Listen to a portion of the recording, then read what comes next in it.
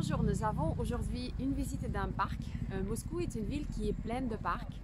Et ça, c'est le parc qui s'appelle Tsaritsina. Et ça, c'est un des parcs qui a une histoire très particulière. Donc aujourd'hui, on va découvrir ensemble ce parc-là, avec tout ce qu'il y a, beaucoup de mariages, beaucoup de gens qui sont ici, et surtout le palais qui a une histoire absolument sublime et pas comme les autres, vraiment pas comme les autres. Alors bienvenue à Tsaritsina, à Moscou.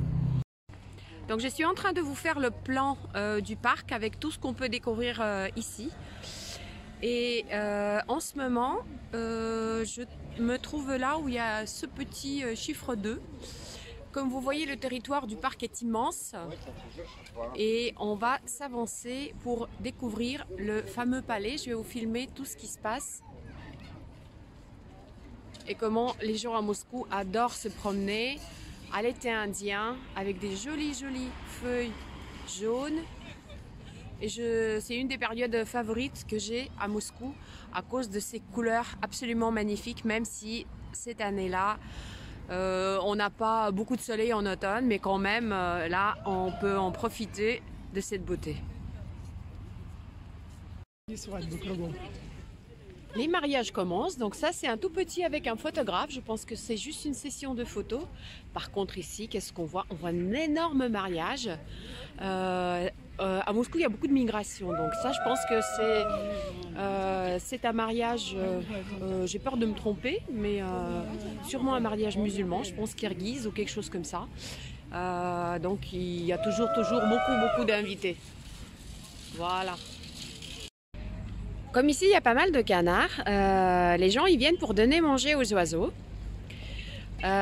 Juste à côté, vous avez qui? Vous avez des pêcheurs. Je ne sais pas ce qu'ils vont pêcher là-dedans, mais ils pêchent quelque chose quand même. Et puis là, pareil, les petits canards qui vont manger un petit peu de pain. Ce que vous voyez derrière moi, c'est une des rares choses de cet ensemble. Qui a pratiquement n'a pas été beaucoup touché pendant les années soviétiques et même avant. Je vais vous raconter encore l'histoire de cet ensemble. C'est un pont suspendu imaginé par l'architecte Bajenov. Et donc ce pont, ça fait une des plus belles perles de cet ensemble. Je vais vous le montrer de l'autre côté, comme ça vous pourrez l'observer avec nous. Donc le voilà le pont et les gamins qui sortent du parc avec leurs petits vélos. Et encore une fois, la beauté de l'automne, de l'été indien à Moscou début octobre. On est pratiquement sur le pont. Comme vous voyez, les mariages, ça continue, ça s'arrête jamais ici. Et à partir de ce point-là, nous pouvons déjà observer les bâtiments de l'ensemble du palais de Tsaritsino qu'on peut voir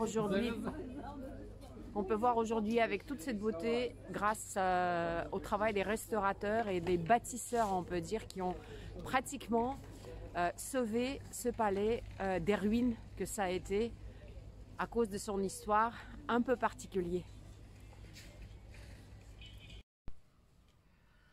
Je vous ai expliqué que l'histoire de ce palais est une histoire vraiment particulière. Alors pourquoi? En fait, le palais, comme vous le voyez aujourd'hui, n'a jamais existé comme tel à l'époque de sa création. Ce palais, il a été décidé pour sa construction à la fin du XVIIIe siècle par Catherine la Grande.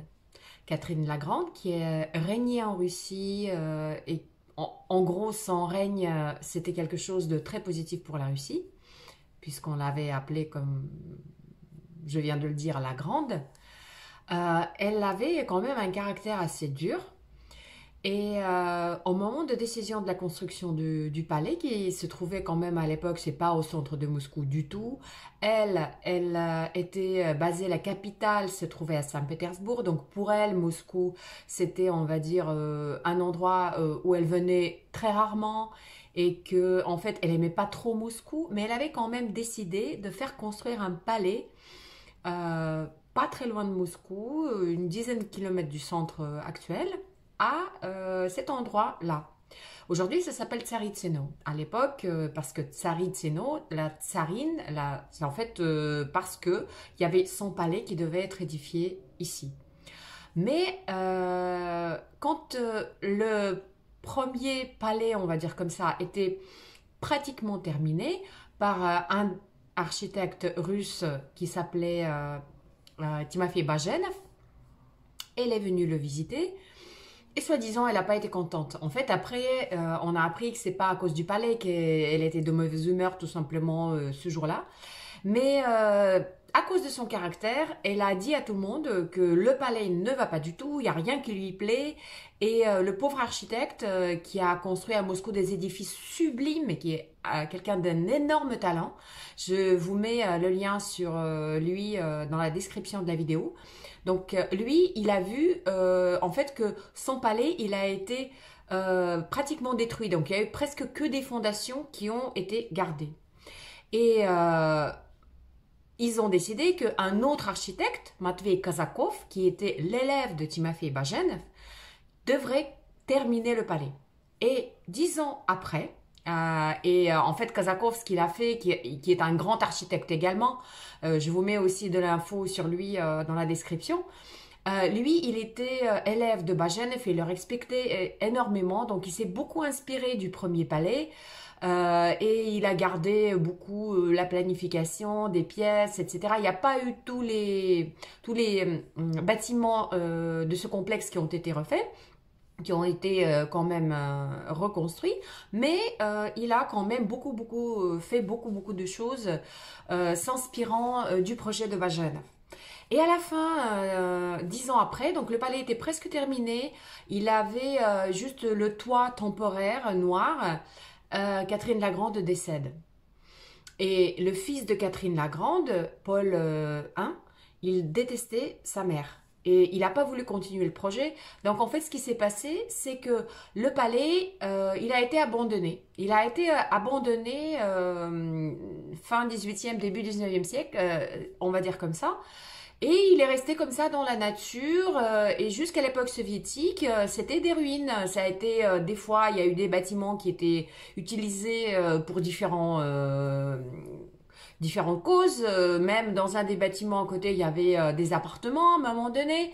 Et moi, je me souviens encore de l'époque quand le palais, il était en ruine. Et il y a des photos qui le montrent. Et le maire de Moscou, de l'époque, qui a fait beaucoup de bonnes choses pour la ville de Moscou, qui était vraiment amoureux de la ville de Moscou, Yuri Lushkov, il a été le promoteur de l'idée de terminer en fait le projet qui n'a jamais été terminé à l'époque. Et vers 2007, ils ont beaucoup travaillé, intensivement travaillé pour édifier le palais comme il n'a jamais été terminé, mais qui est vraiment aujourd'hui très beau à voir de l'extérieur. On ne peut pas dire que c'est le palais d'origine. Il y a eu quand même 50% des murs et 50% de choses qui ont été d'origine de Kazakov, mais 50% de choses qui ont été rajoutées. Et ensuite, la ville de Moscou, elle a fait un musée, il y a eu des expositions qui se passent là-dedans, il y a un palais de mariage, donc c'est devenu un endroit très intéressant et très beau, et dans un style très particulier, parce que même à l'époque de ces architectes-là, c'était un peu un palais fantasy. Et ce palais fantasy et ce parc romantique autour est aujourd'hui très apprécié par les habitants de la ville de Moscou. Donc on va continuer la visite ensemble avec vous dans ce magnifique parc. Nous voilà à côté du palais qui est justement très bien rénové, très bien restauré. Et le complexe contient non seulement tous ces bâtiments-là, mais aussi une église qui a toujours été là, qui est toujours en fonction et qui fait partie de cet édifice absolument magnifique. Dans le parc, il y a des petits écureuils. Les petits écureuils. Bah, regardez le petit écureuil, comment il saute. On lui donne à manger. Bah, j'espère qu'on lui donne à manger. Et là, elle est en train de cacher ce qu'elle a trouvé, ce que les gens lui ont donné. Je vais vous montrer un tout petit peu qu'est-ce qu'il y a dans l'accueil du musée. Donc c'est comme dans tous les musées, il y a une entrée, il y a des vestiaires, il y a des petits magasins, mais bon, vous pouvez l'apprécier. Et c'est caché sous la terre, on ne le voit pas de l'extérieur, il y a juste l'entrée qui est à l'extérieur. Et comme ça, c'est pas dénaturé, le complexe du palais reste intact sans la construction des édifices en plus.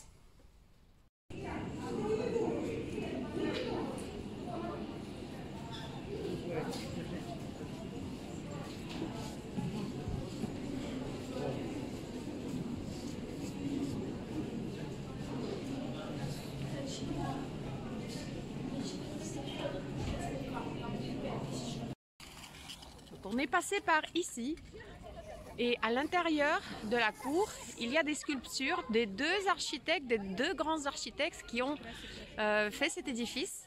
Vassili Bashkirtsev et Matvei Kazakov, que les enfants adorent. Bah bien sûr, les futurs petits architectes. On est derrière le palais. Ici, il y a un grand terrain qui peut abriter différents événements. Quand c'est le cas de faire des événements ici. Bah sinon, ça sert toujours à des sessions de photos et à plein d'autres types de loisirs. Aujourd'hui, ce que abrite les palais et pourquoi il y a aussi tellement de mariages ici, parce qu'à l'intérieur, il y a une salle pour enregistrer votre mariage. Donc ici se trouve l'entrée. Et donc, bien évidemment, c'est presque un rêve, enregistrer un mariage, soi-disant dans un palais ou dans un château. Et voilà, les mariés avec leurs amis. Ça, c'est un petit mariage, ça. Ce bâtiment, c'était le tout premier qui a été restauré fin des années 90, ici. Dans ce complexe de Tsaritsino, et le parc il a commencé à gagner un petit peu de l'argent en louant ce petit bâtiment, ce petit palais, et la boîte où je travaillais à l'époque, on a fait un lancement de produits ici, donc jolie mémoire. À côté du palais, il y a l'entrée du parc qui est pratiquement une forêt qui signifie le lien avec la nature. Et toujours la beauté du palais, la beauté du parc.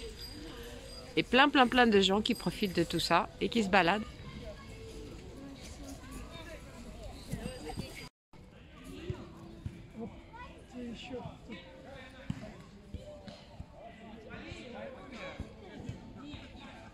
Très sympa le sport à faire dans un très beau entourage à côté du château et dans le parc.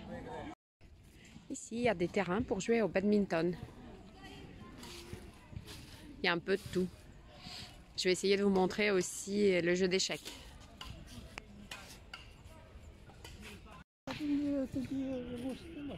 Nous approchons de l'aire de jeu d'échecs. Bon, après, il y a un petit endroit pour boire un thé.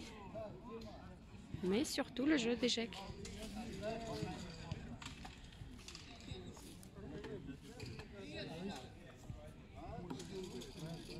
Alors, la surface totale du parc de Tsaritsino est 163 hectares. Donc c'est vraiment immense. Ça fait partie de tous les beaux parcs et terrains verts de Moscou.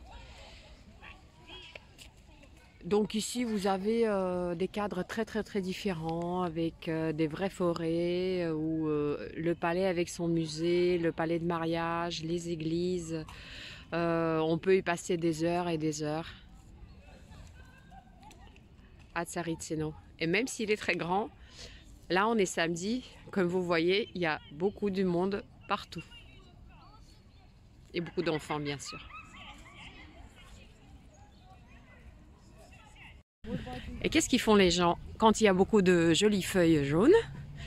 Alors ils font des jolis colliers pour mettre sur la tête. Donc mademoiselle est en train de se faire un collier et à mon avis elle va le mettre après sur son chapeau pour faire des jolies photos avec des feuilles jaunes.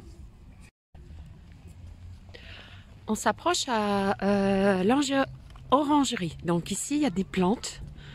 C'est une orangerie assez ancienne. Il y a 4 bâtiments d'orangerie. On va essayer de voir si on peut observer quelque chose à l'intérieur. Mais j'ai l'impression qu'on voit pas grand-chose. Non, on verra pas. Ah si, sur une autre fenêtre, je vois des agaves, c'est peut-être. En tout cas, des plantes des déserts. Des cactus, il y a des petits cactus. Et voilà les cactus. Ici, après, il se trouvait des écuries. Et aujourd'hui, je ne sais pas ce qu'il y a dedans. Et le bâtiment qui est là-bas, il y a un restaurant. Donc, on ne sait pas s'il fonctionne encore, mais il y a un restaurant dedans. Pas décidément, le restaurant fonctionne encore et il se passe quelque chose à l'intérieur.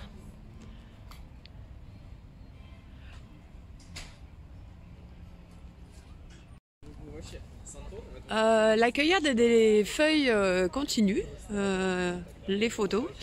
Et dans cette partie du parc, on découvre encore un pont magnifique qui fait partie de cet ensemble tellement aimé et adoré par les habitants de Moscou et également les touristes pour cette beauté sublime.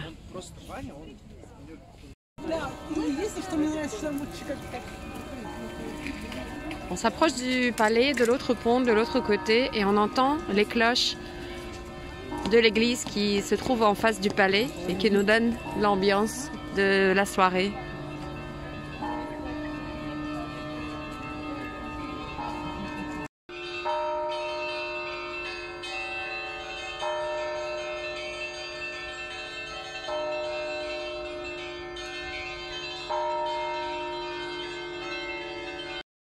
Cette église était apparue ici avant le palais et on voit que les fenêtres, elles sont faites avec ce qui se faisait dans le XVIIIe siècle, un peu le style des premiers bâtiments de Saint-Pétersbourg sous Pierre le Grand.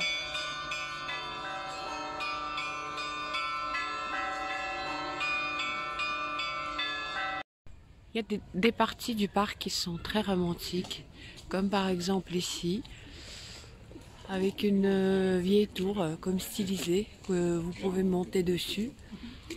Comme on est dans une forêt, on verra pas grand chose, mais ça fait une occupation.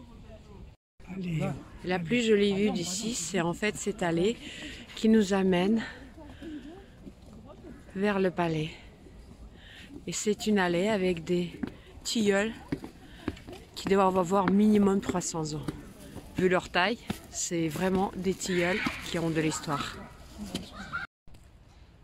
La soirée arrive, les fenêtres s'allument, le parc devient encore plus romantique. J'espère que vous avez apprécié la visite. J'espère que vous avez aimé cette résidence, ce beau palais de Tsaritsino qui se trouve aujourd'hui sur le territoire de Moscou. Comme Moscou, c'est énorme. C'est très grand, donc pas loin du métro Tsaritsino. Vous pourrez découvrir, quand vous serez à Moscou, ce magnifique complexe. Vous balader. Moi, j'ai été lors d'un week-end, donc il y a vraiment beaucoup de monde.